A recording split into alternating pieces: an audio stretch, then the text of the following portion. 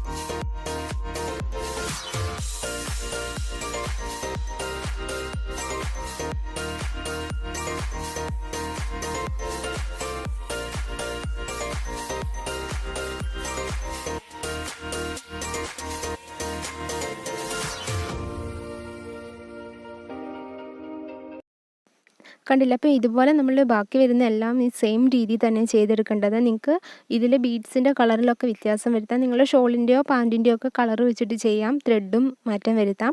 അപ്പോൾ നിങ്ങളെല്ലാവരും ട്രൈ ചെയ്ത് നോക്കണം. നിങ്ങൾക്ക് എല്ലാവർക്കും ഇന്നത്തെ ഒരു വീഡിയോ ഇഷ്ടമായിട്ടുണ്ട്, യൂസ്ഫുൾ ആയിട്ടുണ്ടെന്ന് വിചാരിക്കുന്നു.